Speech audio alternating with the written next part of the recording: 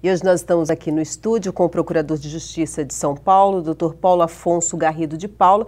Nós estamos falando um pouquinho a respeito do ECA, onde ele foi um dos autores do anteprojeto do Estatuto da Criança. E vamos falar um pouquinho, doutor, a respeito da maioridade penal. Existem milhões de discussões sobre a mudança dessa maioridade. O senhor é contra ou o senhor é a favor? Eu sou contrário à redução da idade de responsabilidade penal. Primeiro, por uma razão absolutamente prática. O sistema de adultos, o sistema carcerário de adulto, ele tem sido incapaz de propiciar uma maior segurança, quer dizer... Ou de suportar a quantidade de pessoas. Exatamente. Ele é absolutamente ineficaz em relação à reincidência. Os dados, em regras gerais do Brasil, eles apontam que 10% dos crimes cometidos é envolvimento de crianças, ou seja, ou de adolescentes. 90% são praticados por adultos, né? E a maior parte desses crimes são praticados por adultos reincidentes, o que indica que o sistema penal, o sistema penitenciário, ele não tem sido eficaz no combate à própria criminalidade, né? E o sistema de crianças e adolescentes, né, com algumas distinções, ele, de uma certa forma, ele tem em algumas situações inibido um pouco mais a criminalidade, né? Principalmente com as crianças mais novas, né? Se uma criança de 12 anos ela acaba entrando no sistema e esse sistema, através das medidas socioeducativas, ele é minimamente efetivo, né? Ele pode evitar que ele se transforme num reincidente e que ele venha depois a frequentar aí as mesmas cifras aí da população carcerária. Então, até por esse lado prático, ou seja, não vai solucionar o problema, né? E a questão é porque político, muitas vezes, se utilizando de um discurso de palanque, ele promete, através do rebaixamento da idade de responsabilidade penal, uma maior segurança para a população. O que não vai ocorrer, né? E outra coisa, no nosso desenvolvimento também atual, não só no Brasil, mas no exterior, supondo que nós baixássemos a responsabilidade penal para 16 ou 14 anos de idade, nós iríamos, evidentemente, construir algum presídio para essas crianças e adolescentes. Isso já nós temos aí nas FEBEMs, nas fundações casas, já existe a especialidade, de uma certa forma, uma expertise no trato com crianças e adolescentes autoras de crimes, né? E, por outro lado, tem uma questão legal também. O Estatuto da Criança do Adolescente aqui do Brasil, às vezes ele é criticado no exterior porque ele é muito severo. E coisa que ele falou, como isso? Não, ele é criticado. Porque a partir dos 12 anos de idade, 12, não estou falando de 16 nem 14, a partir dos 12 anos, o adolescente já pode ser privado de sua liberdade. Em alguns países isso é impossível. No nosso sistema, a partir dos 12 anos, ele já pode receber como medida decorrente de um crime praticado por ele a privação de liberdade. Isso já a partir dos 12. Tem um tempo aí de 3 anos? Isso, o que nós podemos discutir é se o tempo, né, se a privação de liberdade de 3 anos, que é o máximo, ela é suficiente ou não é insuficiente.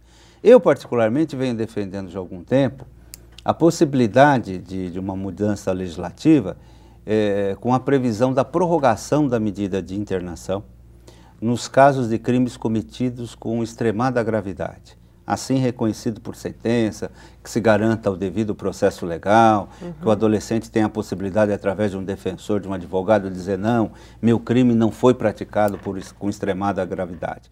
Mas reconhecido que foi, em algumas hipóteses, por exemplo, a participação do adolescente em grupos de extermínio. Existem adolescentes que praticam crimes inseridos em grupos de extermínio. Muito bem, ele pode ser solto, vamos pensar assim, depois de 1 ano, eventualmente não deva ser, ou de 2, às vezes até de 3, em razão.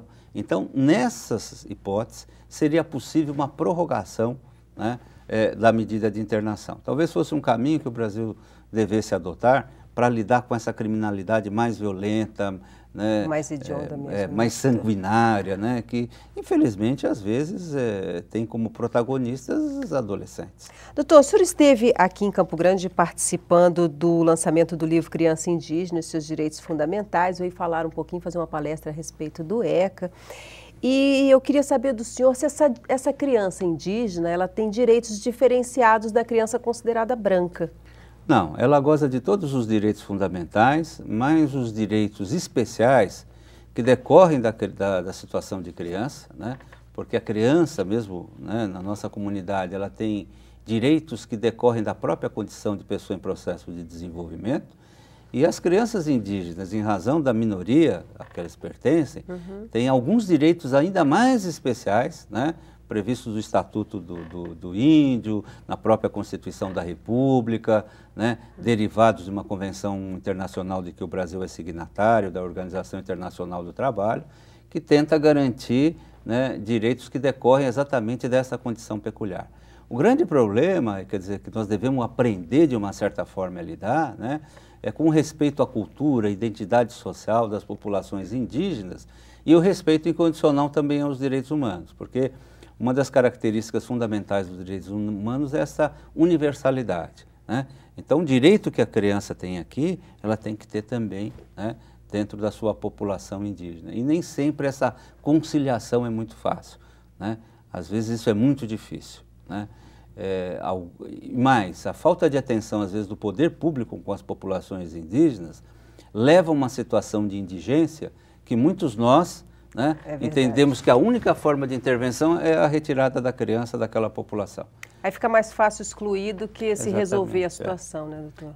A adoção de criança no Brasil, ela é representativa, já foi representativa de uma grande tragédia, porque durante muitos anos da nossa história, as crianças foram retiradas das suas famílias e colocadas em outras famílias, né, sem nenhum investimento para que a pessoa tivesse direito à sua própria prole, né? Ou seja, de uma certa forma é necessário que o Estado canalize os seus recursos para que as famílias tenham condições de educação, de sustento dos seus próprios filhos. Para né? que não se retire ele dali. Né? Exatamente. E um olhar muito próprio da gente em relação aos indígenas é esse. Olha, está vivendo mal da tribo, está lá um menininho, criancinha e tal, vamos tirá-lo da tribo e vamos dar por uma adoção de uma pessoa branca. Resolvido o problema. Né? Isso é uma falsa ideia, porque não resolve absolutamente nada. Né? Pode criar até outros. Exatamente. Né? Doutor, foi um prazer muito grande tê-lo aqui, falar de um assunto tão gostoso e tão importante para todos nós, né, que somos pais e que já fomos crianças também. Né? Sem dúvida.